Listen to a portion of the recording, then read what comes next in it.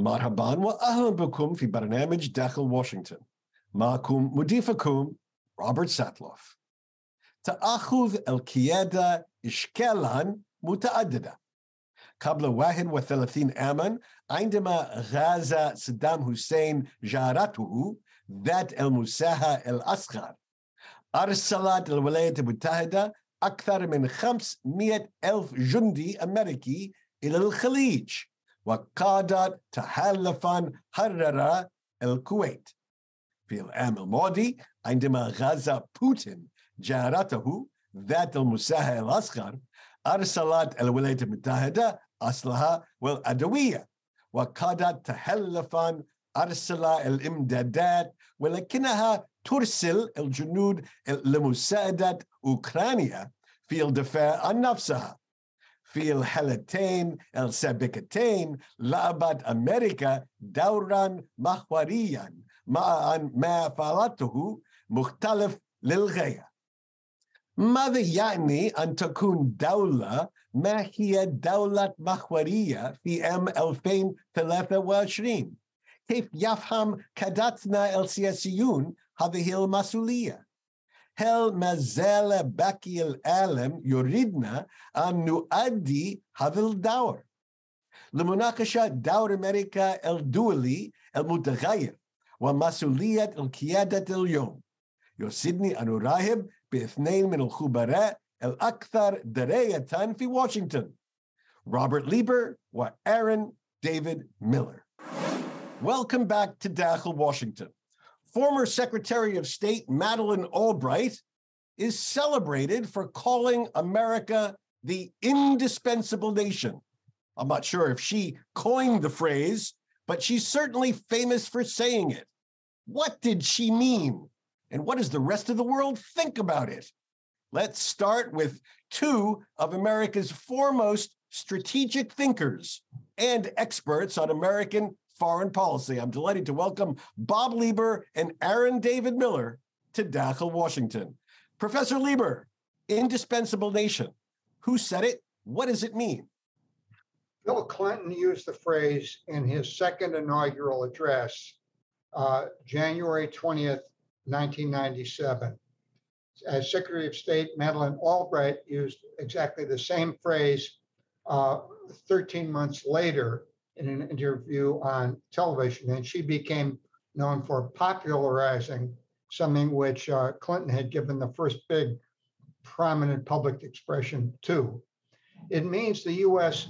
is in an absolutely unique position in the world, that even though we no longer have quite the same level of power and influence and so forth that we did, say, half a century ago, no other country in the world has the capacities the United States has.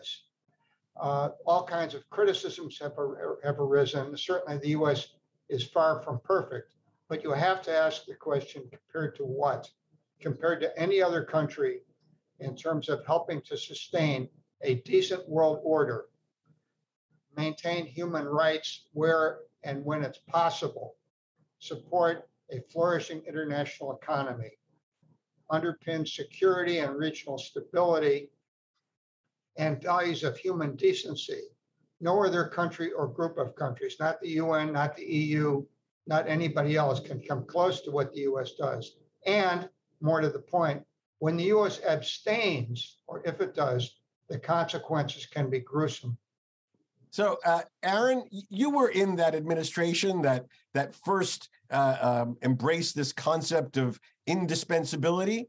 What did it mean to the people at the time when the president and then the secretary first used the term? Well, you know, American foreign policy has tended to be aspirational in character, and projection of American interests and values are critically important. And I would agree with Bob's assessment that, and I think both former President Clinton and the late Madeleine Albright would also agree, that the U.S. role is unique. But I also recall the words of Charles de Gaulle, who said that cemeteries of France were filled with indispensable people. And de Gaulle would have considered himself indispensable. There's no question about it.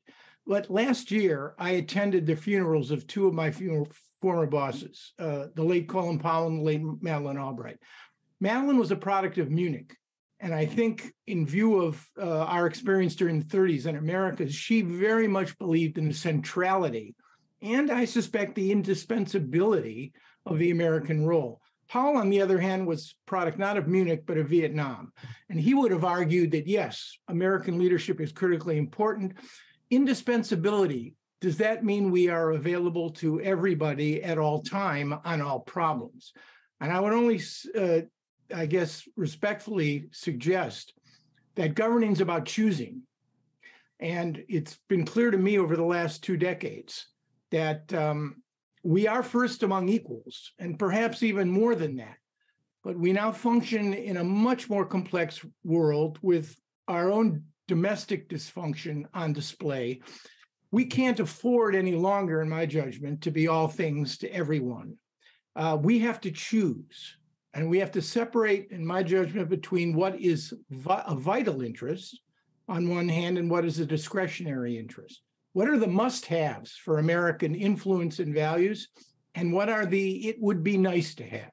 So I agree with Bob, and I'm very much a product of a robust American diplomacy. But I think humility and prudence, I think, are very much in order. One other point, I would refer, and Rob, this won't surprise you, to what I consider to be the gold standard in terms of the projection of American influence and power. And that was the first Bush administration, where I believe we were admired, feared, and respected as a great power, and we haven't been since. And I think that administration demonstrated a certain discretion and humility and prudence in the way they used American power. And I think that's one of the reasons they were so successful. All right. The first Bush administration, of course, an administration voted out of power after just one term, which is also an important statement about leadership. All right, we're going to have to hold on for a second, Bob. We're going to come back to this after the break. Lots to talk about, including how indispensability plays in our own domestic politics in just a moment. Okay, it's not policy, it's not high culture, it's not about Academy Awards. But the end of the year is a time when tens of millions of Americans take a week off work because their kids don't have school. And there's only so much time you can spend with the grandparents or going to the mall to return unwanted gifts. So in millions of homes, parents will look for time to escape, 2 hours here or 2 hours there to entertain the kids and perhaps find a chuckle or tear for themselves. If you want to join in this global experience, here are a handful of my favorite family movies of all times. Films that will cheer the heart, fill the soul, and bring your family a little closer together at a time when we could all use it. Topping the list, Lion King, the 1994 film that tells the story of Simba, the lion cub who matures before our eyes. This is the eternal tale of intra-family fighting and jealousy, terrific music, amazing graphics that tug at the heart of even the most heartless among us. Then there is E.T. the Extraterrestrial, Steven Spielberg's 1982 buddy flick between a boy and an alien. As one reviewer wrote, if you can think of a more magical 1980s movie moment than E.T. and Elliot biking past the moon, he will personally buy you a bag of Reese's Pieces. And I still love watching the 1990 film Home Alone, which is the rollicking, funny story of a young boy forgotten by his parents on a holiday vacation, but who manages to have the last laugh, even when some thieves target a house they thought was empty. Though there are so many more, from franchise-launching films like Star Wars and Harry Potter and the Sorcerer's Stone, to the grand, sweeping childhood extravaganzas like Chitty Chitty Bang Bang, Mary Poppins, and Bedknobs and Broomsticks. I have seen them all, and to no small degree, I am what I am because of it. So yes, there's a time for highbrow And then there's a time for pure, sheer, childish fun. So indulge.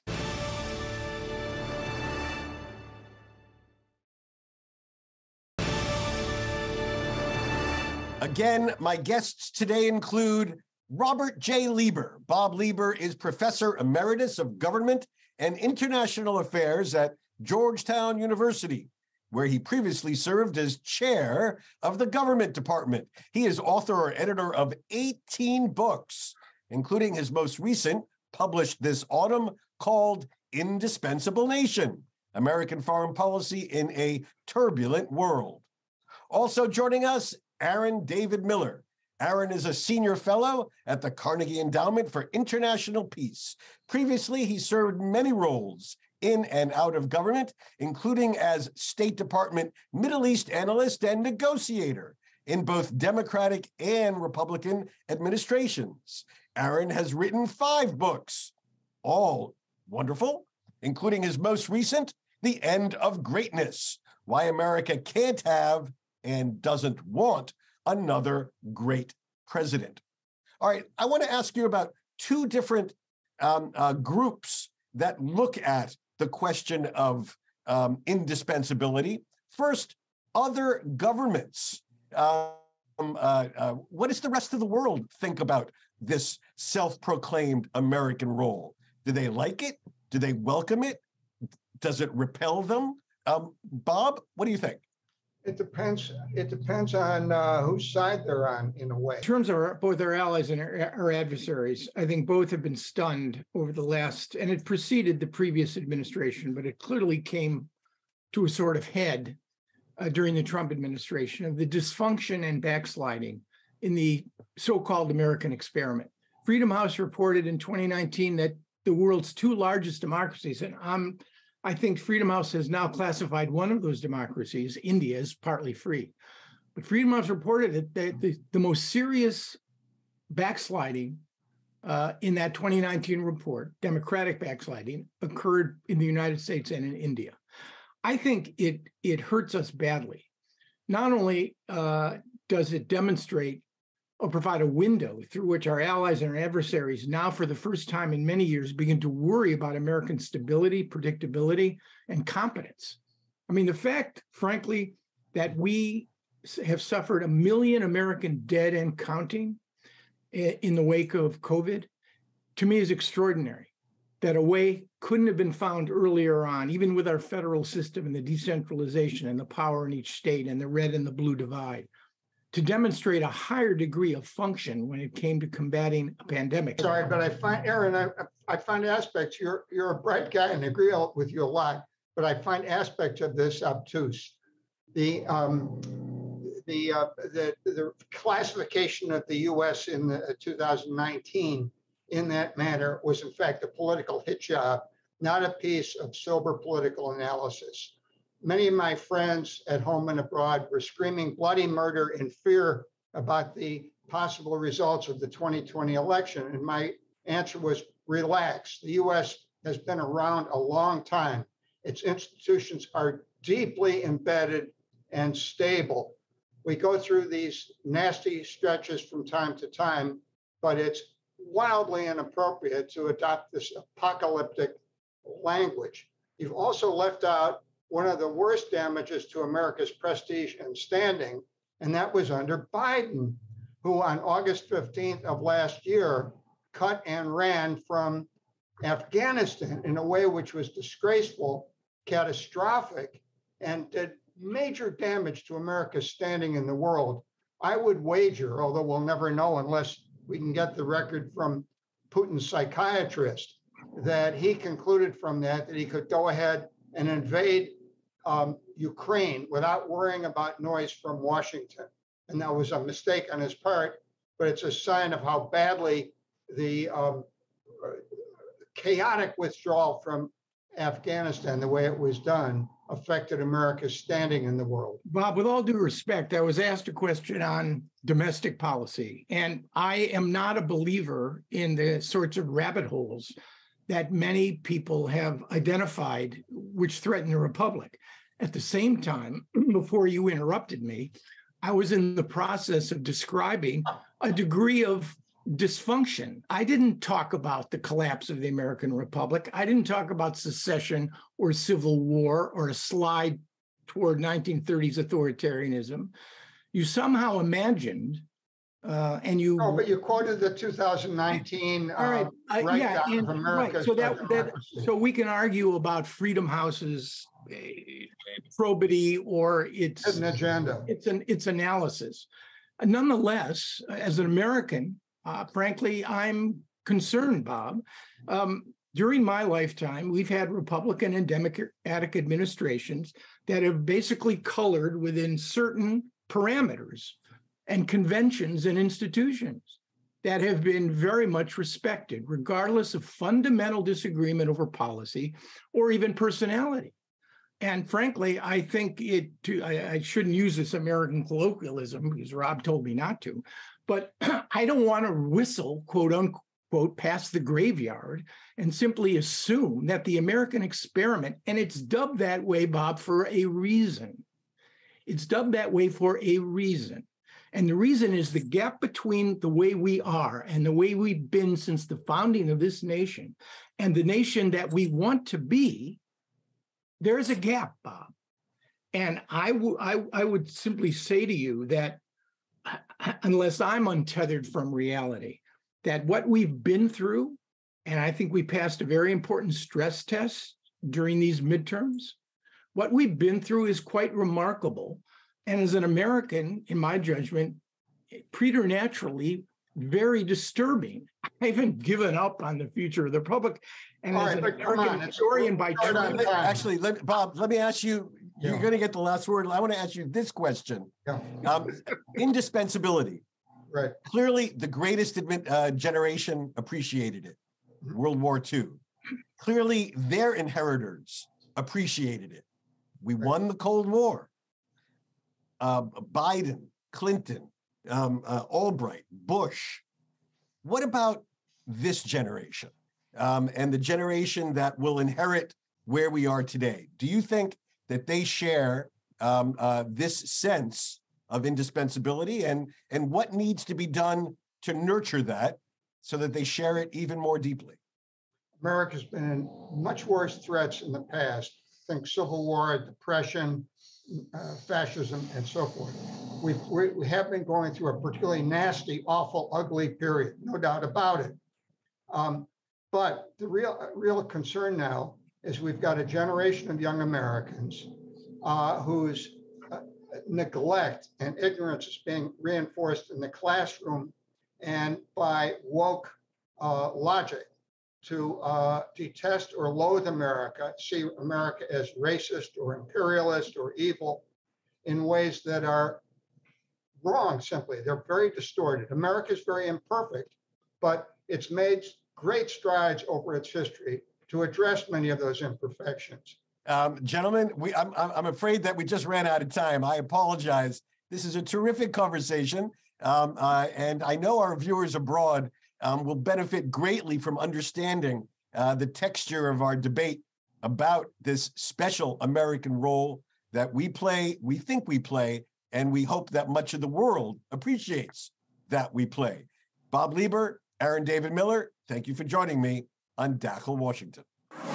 In 1998, then Secretary of State Madeleine Albright was interviewed on national television during a face-off with Saddam Hussein about access for UN weapons inspectors, and she was asked about a possible use of force against the Iraqi dictator.